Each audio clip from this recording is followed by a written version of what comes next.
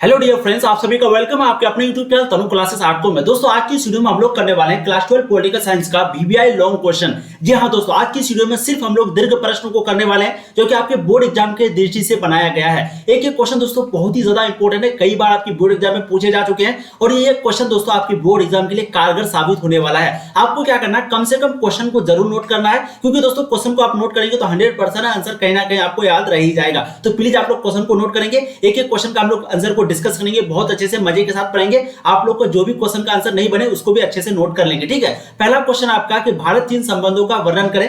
दूसरा क्वेश्चन है 1975 की जो आपातकाल यानी कि जो इमरजेंसी लागू हुआ था उसके बारे में जो परिणाम हुआ था, यानी कि लागू होने के बाद, इमरजेंसी लागू होने के बाद क्या क्या परिणाम हुआ था उसका वर्णन करने के लिए कह रहा है यहाँ पर। तीसरा क्वेश्चन था हरित क्रांति क्या थी, मैंने आपको पढ़ाया है, इसके आर्थिक परिणामों का उल्लेख करें, इसके क्या परिणाम हुआ था उसके बारे में बताने के लिए कह रहा है। चौथा क्वेश्चन है दोस्तों गुट निरपेक्ष।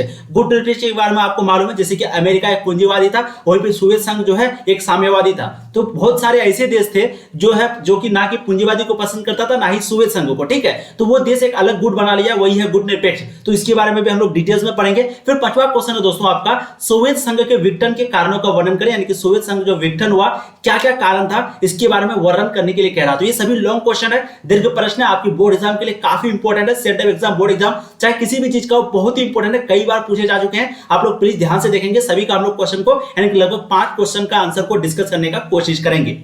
दोस्तों आपको वीडियो को प्लीज एंड तक देखना है, क्योंकि ये क्वेश्चन मैं फिर से बता रहा हूं बहुत ही ज्यादा इंपॉर्टेंट है। चलिए, पहला क्वेश्चन था आपका कि भारत और चीन के बीच का जो संबंध है उसको वर्णन करने के लिए कह रहा था। तो पहले इसका आंसर को देखते हैं। भारत और चीन दो ऐसे पड़ोसी देश है जिनके आपसी संबंध बहुत प्राचीन है, यानी कि भारत और चीन जो है एक ऐसा देश है, एक ऐसा पड़ोसी देश है जिसके जो संबंध है वो बहुत पुरानी है। कभी कभी विवाद भी होता है, कभी कभी कुछ अच्छे चीज भी होते हैं। तो इन दोनों देशों के बीच, इन दोनों देशों के संबंध दोस्ताना ढंग से शुरू हुआ था, लेकिन एक समय था जब हिंद चीनी भाई भाई के नारे गूंजते थे। लेकिन चीनी सेना ने सितंबर 1962 को पूर्वी क्षेत्र में हमला कर दिया, जिससे इन देशों के बीच संबंध बिगड़ गए।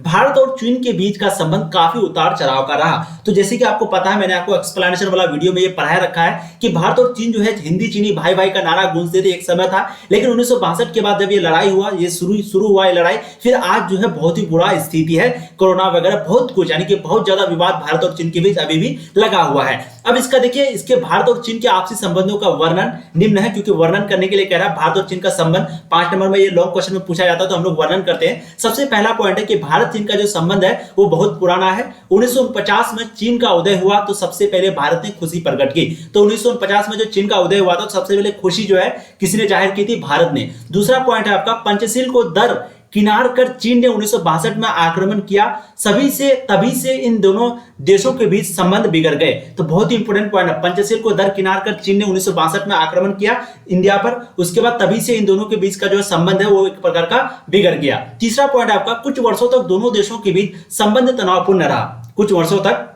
दोनों देशों के बीच जो संबंध है वो तनावपूर्ण रहा, एक दूसरे से एक प्रकार का गुस्सा रहा, जैसे भी बोल सकते हैं। 1969 के बाद से दोनों देशों ने संबंध को सुधारने का प्रयास किया। फिर 1969 के बाद, यानी कि 1962 के बाद तो दोनों का तनावपूर्ण एक प्रकार का बहुत बुरा स्थिति रहा, लेकिन 1969 के बाद फिर दोनों देशों ने आपस में मिलने जुलने का प्रयास किया, कोशिश किया। फिर चौथा पॉइंट है 1979 में पहली बार भारत के विदेश मंत्री अटल बिहारी वाजपेयी ने, जी हां, अटल बिहारी वाजपेयी चीन के दौरे पर गए। दोनों देशों के बीच राजनीतिक संबंध बहाल हुए और 1979 में पहली बार भारत के विदेश मंत्री जो कि थे अटल बिहारी वाजपेयी, ये जो है चीन के दौरे पर गए और दोनों देशों के बीच राजनीतिक संबंध बहाल हुए।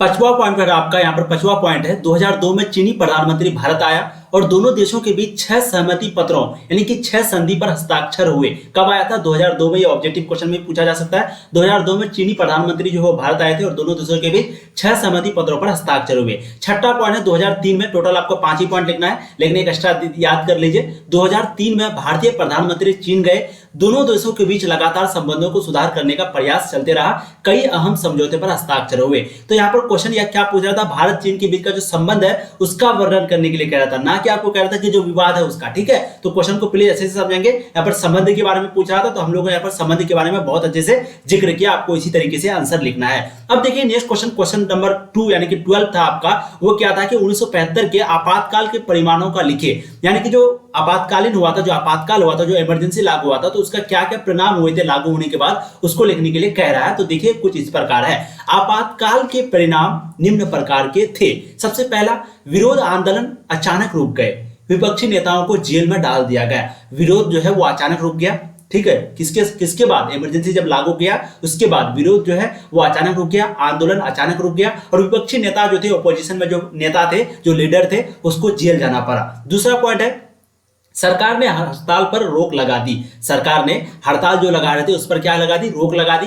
प्रेस की आजादी पर रोक लगा दी और जो मीडिया थी, जो प्रेस थी, उसकी भी आजादी पर रोक लगा दी। समाचार पत्रों को कहा गया कि कुछ भी छापने से पहले अनुमति लेना जरूरी है और जो समाज पत्र यानी कि जो न्यूज़पेपर लिखते थे तो उसको कहा कि आप कुछ भी छापेंगे पहले आप परमिशन लीजिए, उसके बाद ही छाप सकते हैं। तो देखिए कुछ इस प्रकार का इमरजेंसी तानाशाही वाला शासन चल रहा था इमरजेंसी के बाद। फिर आप तीसरा उसी में देखेंगे पॉइंट कि किसानों ने नए तकनीक अपनाकर गेहूं व चावल के अनेक किस्में विकसित की और वर्ष में 2 की जगह पर 4 फसलों को विकसित किया। इस सब का परिणाम हुआ कि कृषि क्षेत्र में अभूतपूर्व प्रगति हुई, जिससे नहीं सॉरी 1 सेकेंड, ये क्वेश्चन आपका बदल चुका है।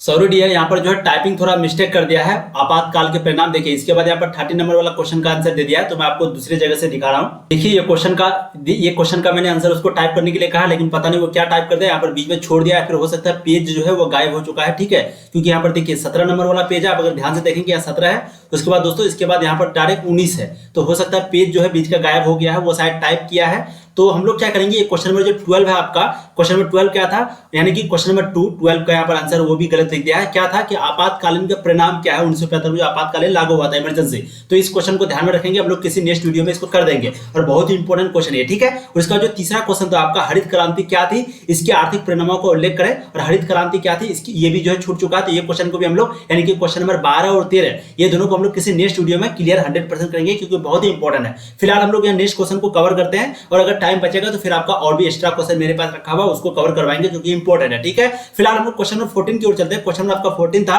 कि गुट निरपेक्ष आंदोलन में भारत की भूमिका का क्या वर्णन है। गुट निरपेक्ष, जैसे कि मैंने आपको बताया, सोवियत, देखिए जो भी देश थे यानी कि एक 2 गुट, दुनिया जो है पूरी दुनिया 2 गुटों में बट गया था। एक आपका सोवियत संघ था और एक आपका पूंजीवादी अमेरिका था। अब कोई देश के पास सिर्फ 2 ही ऑप्शन था, या तो भाई वो सोवियत संघ के पास जाए या फिर वो इसके पास जाए, किसके पास, पूंजीवादी अमेरिका के पास। लेकिन कोई ऐसा भी देश था जो कि दोनों में नहीं जाना चाहता था। बस उन्हीं लोगों ने मिलकर यानी कि उन्हीं देशों ने मिलकर के आपका एक गुट निरपेक्ष बनाया। इसको समझते हैं, पहले आप अच्छे से समझ जाइएगा। देखिए गुट निरपेक्ष आंदोलन में भारत की भूमिका को महत्वपूर्ण माना जाता है।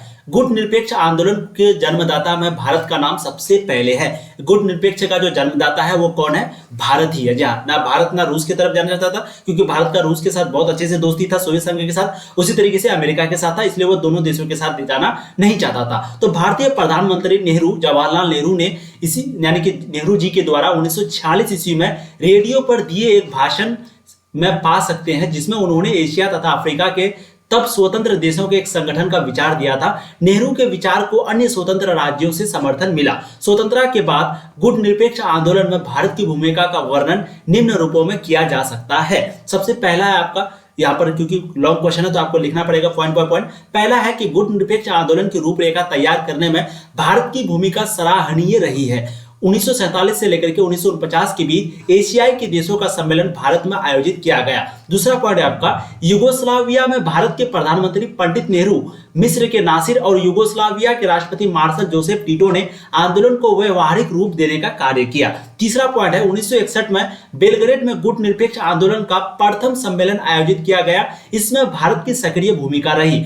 पर चौथा पॉइंट आपका, भारत में 7वां शिखर सम्मेलन आयोजित किया गया, जिसमें अध्यक्ष इंदिरा गांधी को बनाया गया। इनकी मृत्यु के बाद राजीव गांधी को बनाया गया। 1986 में भारत को अफ्रीका का कोष का अध्यक्ष बनाया गया। देखिए अगर आप लोगों को पीडीएफ चाहिए चैप्टर बाय चैप्टर सिर्फ सब्जेक्टिव क्वेश्चन का, जी हाँ सिर्फ सब्जेक्टिव क्वेश्चन का, अगर आर्ट्स का किसी भी सब्जेक्ट का आपको चाहिए, मान लेते हैं किसी को हिस्ट्री का चाहिए, किसी को पॉलिटिकल का चाहिए, किसी को ज्योग्राफी का चाहिए, किसी को इकोनॉमिक्स का चाहिए, तो प्रत्येक सब्जेक्ट का जो है आपको हिस्ट्री, ज्योग्राफी, पॉलिटिकल साइंस और इकोनॉमिक्स का 49 रुपये, जी हाँ सिर्फ 49 रुपये में आपको पूरा चैप्टर बाय चैप्टर आपको सब सिर्फ सब्जेक्टिव क्वेश्चन में सिर्फ लॉन्ग और शॉर्ट और लॉन्ग क्वेश्चन यानी कि लघु और दीर्घ क्वेश्चन आपको मिलेगा। आपको क्या करना है, एक नंबर आपको दे रहा है, इस नंबर पे आपको सीधा मैसेज करना है, आपको वहां पर पूरी जानकारी मिल जाएगी, ठीक है। 62 87 11 37 60 आप लोग स्क्रीनशॉट ले लीजिए। 62 87 11 37 60 इस नंबर पे जो है आपको कॉल करना है या फिर मैसेज जो भी आपको करना, व्हाट्सएप भी कर सकते हैं। करने के बाद आपको जो भी सब्जेक्ट का पीडीएफ चाहिए, मान लेते आपको हिस्ट्री चाहिए तो वहां पर आप हिस्ट्री लिख देंगे, या पॉलिटिकल साइंस चाहिए तो पॉलिटिकल साइंस लिख देंगे, और सिर्फ 49 रुपये में, जी हाँ सिर्फ 49 रुपये में आपको टोटल चैप्टर का chapter by chapter important subjective question मिलेगा जिसमें शॉर्ट और लॉन्ग दोनों तरह का क्वेश्चन होगा। मैं अभी आपको थोड़ा सा डेमो भी दिखाऊंगा वीडियो के लास्ट में, बट अभी आप यहाँ पर क्वेश्चन को देखिए, ठीक है। तो देखिए चौथा पॉइंट आपका था, हम लोग कौन सा क्वेश्चन करे याद है ना, गुट निरपेक्ष के बारे में। चौथा पॉइंट है कि भारत में 7वां शिखर सम्मेलन आयोजित किया गया जिसमें अध्यक्ष इंदिरा गांधी को बनाया गया। इनकी मृत्यु के बाद राजीव गांधी को बनाया गया। फिर 1986 में भारत को अफ्रीका कोष का अध्यक्ष बनाया गया और 1986 में भारत को जो है अफ्रीका कोष का अध्यक्ष बनाया गया। तो कुछ इस प्रकार का गुट निरपेक्ष आंदोलन में भारत की भूमिका का वर्णन हो गया। चलिए, तो वो दोनों क्वेश्चन जो आपका छूट चुका है वो दोनों क्वेश्चन को हम लोग किसी नेक्स्ट वीडियो में क्लियर कर देंगे, ठीक है। फिलहाल आप लोग यहाँ पर देखिए, एक क्वेश्चन है कि पाकिस्तान के लोकतांत्रिकरण में कौन कौन सी कठिनाइयां हैं। इस क्वेश्चन को हम लोग यहाँ पर करने वाले, बहुत ही इंपॉर्टेंट क्वेश्चन है, आपके बोर्ड एग्जाम में पूछा जा चुका है। तो ये क्वेश्चन को करेंगे। फिर दोस्तों नेक्स्ट क्वेश्चन आपका कि नेपाल के लोग अपने देश में लोकतंत्र को बहाल करने में कैसे सफल हुए, ये भी क्वेश्चन बहुत बार पूछा जा चुका है, इस क्वेश्चन को भी हम लोग करेंगे। फिर श्रीलंका ने जातीय संघर्ष में, तो चलिए फटाफट पहले पहला क्वेश्चन को करते हैं और ये क्वेश्चन भी आपके लिए इंपॉर्टेंट है। और वो दो क्वेश्चन जो आपका रह गया उसको हम लोग किसी नेक्स्ट वीडियो में क्लियर कर देंगे। ध्यान रखिएगा, उसका 1975 का इमरजेंसी जो लागू हुआ था, एक वो क्वेश्चन रह गया और एक था हरित क्रांति, वो क्वेश्चन रह गया, ठीक है। दोनों चीज को देखेंगे। और एक था सुएज संघ के विघटन के कारण, ये तीनों क्वेश्चन को हम लोग किसी नेक्स्ट वीडियो में अच्छे से देखेंगे। फिलहाल आप लोग देखिए पाकिस्तान के लोकतंत्रीकरण में कौन सी कठिनाइयां थी। सबसे पहला जो पाकिस्तान के लोकतांत्रिक में कठिनाई आती है, यहाँ सेना, धर्मगुरु और भूस्वामी वर्ग का सामाजिक दबदबा था। एक हो गया सेना, एक हो गया धर्मगुरु और एक हो गया भूस्वामी, इन लोगों का जो है यहाँ पर यानी कि पाकिस्तान में दबदबा था। इसके कारण कई बार निर्वाचित सरकारों को गिराकर सैनिक शासन स्थापित किया और इसी के कारण निर्वाचित सरकार जो कि जनता के द्वारा चुनाव सरकार था उसको गिरा करके सैनिक शासन को स्थापित किया। दूसरा पॉइंट है, पाकिस्तान का भारत से तनाव होने के कारण सेवा समर्थक समूह अधिक मजबूत है। वह तर्क देते हैं कि पाकिस्तान के राजनीतिक दलों और लोकतंत्र में खोट है, इसलिए पाकिस्तान खतरे में पड़ सकता है। तीसरा पॉइंट है, पाकिस्तान में लोकतांत्रिक शासन चलाने के लिए विशेष अंतरराष्ट्रीय समर्थन नहीं मिलता है, इसके सेना हावी होती है। और पाकिस्तान में लोकतांत्रिक शासन चलाने के लिए उसको विशेष प्रकार का विश्व में यानी कि विश्व लेवल से, अंतरराष्ट्रीय लेवल से उसको कोई सपोर्ट नहीं मिलता है, जिसके कारण समर्थन नहीं मिलता है, जिसके कारण ये लोग सेना जो है उस पर हावी हो जाते हैं पाकिस्तान सरकार पर। चौथा पॉइंट है आपका, संयुक्त राज्य अमेरिका तथा पश्चिमी देशों ने स्वार्थवश पाकिस्तान में सैनिक शासन को बढ़ावा दिया, ठीक है। और संयुक्त राज्य अमेरिका हो गया और एक पश्चिमी देश हो गया, ये दोनों मिलकर के यानी कि इन सभी देशों ने मिलकर के पाकिस्तान में सैनिक शासन को बढ़ावा दिया। चलिए, तो कुछ इस प्रकार का जो है लोकतांत्रिक में कठिनाइयां थी, पाकिस्तान की कठिनाइयां है अभी भी, लेकिन अभी तो लोकतंत्र है फिलहाल। अब देखिए नेक्स्ट क्वेश्चन नंबर 2 आपका, नेपाल के लोग अपने देश में लोकतंत्र को बहाल करने में कैसे सफल हुए। बहुत ही इंपॉर्टेंट क्वेश्चन है दोस्तों।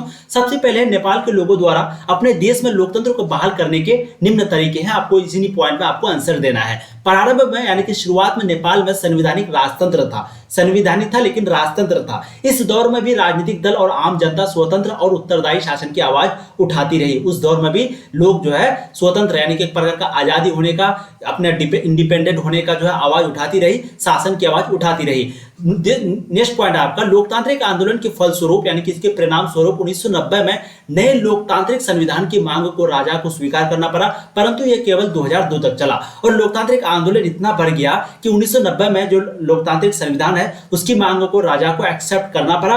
फिर ये सिर्फ 2002 तक फिर वो खत्म हो गया। 1990 में राजा माना, फिर 2002 तक ये भंग हो गया। तीसरा पॉइंट है, अप्रैल 2006 में देश स्तर पर लोकतंत्र समर्थक ने भीषण आंदोलन किया। कब? अप्रैल 2006 में देश स्तर पर लोकतंत्र समर्थकों ने भीषण आंदोलन किया। इसके फलस्वरूप राजा ज्ञानेंद्र ने विवश होकर संसद को बहाल किया और इसके परिणाम स्वरूप राजा ज्ञानेंद्र जो है वो विवश होकर संसद को बहाल करना पड़ा उसको मजबूरी में। कब? 2006 में। चौथा पॉइंट है, नेपाल में लोकतंत्र अभी अपने पूर्ण स्वरूप में कार्य नहीं कर रहा है और अभी भी नेपाल में पूर्ण रूप से लोकतंत्र काम नहीं कर रहा है। वहां संविधान सभा के गठन की दिशा में कदम उठाए जा रहे हैं। यह संविधान सभा नेपाल का संविधान लिखेगी। कुछ लोगों का कहना है कि अनलकारिक, यहाँ पर अलंकारिक होगा, अलंकारिक अर्थों में राजा पद का कायम रहना जरूरी है। और कुछ ऐसा भी पॉइंट था जो कि ये, क्योंकि देखिए बुक का जो ऑडिशन होता है वो बहुत साल पुराना ऑडिशन है तो आपको उसी को मानना पड़ेगा। अभी फिलहाल वहां पर जो भी स्थिति है उस चीज को आपको देखना नहीं पड़ेगा। तो पहले क्या था, एक समय एक बात उठा था कि चलिए संविधान तो लागू होगा लेकिन राजा जो है वो हमेशा रहेगा।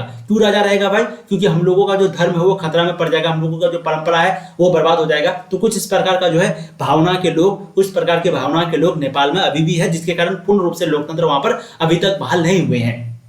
अब देखिए तीसरा पॉइंट, श्रीलंका ने जातीय संघर्ष में किसकी भूमिका प्रमुख, श्रीलंका ने जातीय संघर्ष में किसकी भूमिका प्रमुख है। श्रीलंका के जातीय संघर्ष में सबसे ज्यादा जो भूमिका है, किसकी भूमिका है उसको देखते हैं। श्रीलंका के जातीय संघर्ष में उन लोगों की महत्वपूर्ण भूमिका है जिसकी मांग है कि श्रीलंका के एक क्षेत्र को अलग राष्ट्र बनाया जाए। ठीक है, तो उन लोगों का बहुत महत्वपूर्ण भाग है। वो लोग चाहते हैं कि श्रीलंका को एक क्षेत्र, क्योंकि आपको मालूम है वहां पर तमिल लोग रहते हैं, भारत से भागे हुए लोग रहते हैं, तो वो लोग चाहते हैं कि इसको अलग कर दिया जाए, इसको एक राष्ट्र बना दीजिए, इसको एक अलग राष्ट्र बना दिया जाए। श्रीलंका की राजनीति पर बहुसंख्यक सिन्हली समुदाय के हितों का नेतृत्व करने वालों का बोलबाला था। ये लोग भारत से आई तमिल आबादी के खिलाफ थे। तो श्रीलंका में जो सिन्ही लोग थे, सिन्हली लोग, मैंने आपको बहुत अच्छे से एक्सप्लेनेशन में पढ़ाया है कि श्रीलंका की राजनीति में जो बहुसंख्यक लोग हैं वो कौन है, सिन्हली समुदाय के लोग हैं। ठीक है, तो इन लोगों का जो नेतृत्व है वो बहुत ज्यादा है और इन लोगों का बोलबाला भी ज्यादा है। और ये लोग चाहते हैं, ये लोग हमेशा तमिल जो आबादी है जो कि भारत से गए हैं उन लोगों के हमेशा खिलाफ रहते हैं। वे तमिल लोगों की उपेक्षा करते हैं, फलस्वरूप तमिल राष्ट्रवाद की आवाज बुलंद करते हैं और इसी के परिणाम स्वरूप तमिल लोग जो है वो क्या करते हैं, राष्ट्रवाद की भावना को बहुत ज्यादा अपनाते हैं, राष्ट्रवाद की आवाज को बुलंद करते हैं। तीसरा पॉइंट है आपका उग्र तमिल संगठन लिट्टे। जी हाँ, ये बहुत ही इंपॉर्टेंट है। लिट्टे का निर्माण हुआ था जो कि श्रीलंकाई सेना के साथ संघर्ष कर रही थी। उग्र तमिल संगठन से एक लिट्टे का निर्माण हुआ था जो क्या कर रहा था भाई, श्रीलंका जो सेना था उसके साथ संघर्ष कर रहा था। अब चौथा पॉइंट है कि भारत और पाकिस्तान के बीच हाल में क्या समझौते हुए। ये क्वेश्चन शॉर्ट में पूछा जाता है और बहुत ही इंपॉर्टेंट क्वेश्चन है। क्वेश्चन को ध्यान से देखिए, भारत और पाकिस्तान के बीच हाल में कौन कौन सा संधि हुआ है, समझौता हुआ है, देखते हैं। सबसे पहला है भारत और पाकिस्तान के बीच 1971 के युद्ध के बाद दोनों देशों के प्रधानमंत्रियों ने शिमला में एक समझौता किया जिसके अनुसार दोनों देशों के सेनाओं को युद्ध से पूर्व की सीमाओं पर वापस जाने की घोषणा की गई। ठीक है, तो भारत और पाकिस्तान के बीच जो 1971 के युद्ध हो रहा था, तो उसके पश्चात यानी कि उसी के बाद दोनों देश के जो प्रधानमंत्री थे वो एक समझौता किया जिसका नाम पड़ा शिमला समझौता। और इसी के अनुसार दोनों देशों के सेनाओं को युद्ध से पूर्व, ठीक है, पहले सीमाओं पर वापस जाने की घोषणा कर दिया गया इस समझौता के अंतर्गत। नेक्स्ट पॉइंट आपका, इनमें यह भी शर्त रखी गई कि दोनों देशों के बीच डाक तार सेवा व संचार व्यवस्था चलती रहेगी। और इनमें यानी कि समझौता में यह भी शर्त रखा गया कि दोनों देशों के बीच जो डाक है, जो तार सेवा है, वो संचार व्यवस्था ये चलती रहेगी। आर्थिक और सामाजिक क्षेत्रों में दोनों देश एक दूसरे की सहायता करेंगे और आर्थिक सामाजिक क्षेत्रों में दोनों देश एक दूसरे का सहायता करेंगे, ये संधि की गई। तीसरा पॉइंट है 1978 में भारत के विदेश मंत्री पाकिस्तान में वार्ता के लिए गए और बाद में सलाल बांध के संबंध में दोनों देशों में समझौता हुआ। ठीक है, 1978 में। चौथा पॉइंट आपका, दोनों देशों के बीच मौजूद बड़ी समस्याओं के समाधान के लिए सम्मेलनों में नेता बात करते हैं और पिछले 5 वर्षों के दौरान दोनों देशों के पंजाब वाले हिस्से के बीच कई बस मार्ग खुले हैं, अब वीजा आसानी से मिल जाता है। ठीक है, तो कुछ इस प्रकार का समझौता हुआ है इन्हीं कुछ सालों में, यानी कि भारत और के हाल ही में, प्रेजेंट में। ठीक है, अब नेक्स्ट क्वेश्चन देखेंगे, ऐसे 2 मसलों के नाम बताइए जिन पर भारत बांग्लादेश के बीच आपसी सहयोग, और इस तरह 2 ऐसे मसले का नाम बताइए जिन पर असहमति है। यानी कि भारत और बांग्लादेश के बीच असहमति है, यानी कि एक दूसरे का एक प्रकार का खिलाफ है, वो 2 पॉइंट पूछ रहा है। और एक पूछ रहा है कि 2 ऐसा पॉइंट भी बताइए जिसमें कि भारत और बांग्लादेश मिला हुआ है। ये दोनों चीज को हम लोग बहुत अच्छे से देखते हैं, शॉर्ट क्वेश्चन में पूछा जाता है। ठीक है, देखिए, भारत और बांग्लादेश के बीच सहयोग के मामले पिछले 10 वर्षों के दौरान दोनों देशों के बीच आर्थिक संबंध अधिक बेहतर हुए हैं। बांग्लादेश भारत के पूरब चलो की नीति का हिस्सा है। पूरब चलो की नीति का हिस्सा है कौन? बांग्लादेश। इस नीति के अंतर्गत म्यांमार के द्वारा दक्षिण पूर्व एशिया से संपर्क साधने की बात है। आपदा प्रबंधन और पर्यावरण के मसले पर भी दोनों देशों ने निरंतर सहयोग किया। भारत बांग्लादेश के बीच असहमति के मसले, चौथा क है आपका असहमति के मसले। अब यहाँ पर सबसे पहले आपका हो गया सहमति, सहयोग। अब दूसरा पॉइंट हो गया आपका असहमति के मसले। सबसे पहला पॉइंट है कि गंगा और ब्रह्मपुत्र नदी के जल में हिस्सेदारी पर अभी भी मतभेद है। ठीक है, गंगा और ब्रह्मपुत्र नदी के जो जल है उसके हिस्सेदारी में अभी भी मतभेद है। और भारत सेना को पूर्वोत्तर भारत में जाने के लिए अपने क्षेत्र से मार्ग देने के बांग्लादेश सहमत नहीं है। और भारत जो है पूर्व यानी कि 7 सिस्टर जो स्टेट है, 7 बहने वाला जो स्टेट है, राज्य है, उस पर जाने के लिए जो सेना है भारत की, उसको जाने के लिए जो रास्ता है, क्षेत्र है, रास्ता दिया जाता है बांग्लादेश के द्वारा, वो उस पर सहमत नहीं है। ठीक है, अब देशों की पहचान करें। तो चलिए आज हम लोग यहीं तक रहने देते हैं। बहुत इंपॉर्टेंट क्वेश्चन किया आपका, टोटल 3 क्वेश्चन रह चुका है। फिर से आपको बता देते कौन कौन सा क्वेश्चन था दोस्तों। एक आपका हरित क्रांति था, एक आपका सुविध संघ वाला था, और एक आपका था 1975 के इमरजेंसी लागू। तो इसको हम लोग सॉल्व कर लेंगे। ठीक है, और अगर आपको पीडीएफ चाहिए, मैं फिर से आपको बताता हूं, अगर आपको पीडीएफ चाहिए, प्रत्येक पीडीएफ का सिर्फ 49 रुपए देना पड़ेगा। एक चैप्टर का टोटल हिस्ट्री में 15, पॉलिटिकल में आपको टोटल मिलेगा दोस्तों 18, और आपको ज्योग्राफी में टोटल 22, और उसी तरीके से इकोनॉमिक्स में टोटल 12। ठीक है, कोई स्टेट बोर्ड में मान लेते सभी चैप्टर का नहीं है तो फिलहाल आप नहीं लेंगे, लेकिन आपको सिर्फ 49 रुपए में सब सब्जेक्टिव क्वेश्चन इंपॉर्टेंट शॉर्ट और लॉन्ग दोनों तरह का क्वेश्चन मिलेगा। आप इस नंबर पे कांटेक्ट कीजिए 6287 11 37 60। इस नंबर पे कांटेक्ट कीजिए, आपका सारा सॉल्यूशन मिल जाएगा। ठीक है, चलिए फिर मिलेंगे नए वीडियो में, तब तक के लिए जय हिंद। ऐसे ही आप लोग पढ़ाई करते रहिए, मस्त रहिए, स्वस्थ रहिए और प्लीज चैनल पे पहली बार सब्सक्राइब कर दीजिए, वीडियो को शेयर कर दीजिए अपने दोस्तों को। बहुत ही ज्यादा इंपॉर्टेंट वीडियो आप लोगों के लिए यहाँ पर बनाई जाती है और पढ़ाई जाती है, बहुत अच्छे से कंप्लीटली तैयारी कराई जाती है, इसलिए आप लोग भी जरूर सब्सक्राइब करें।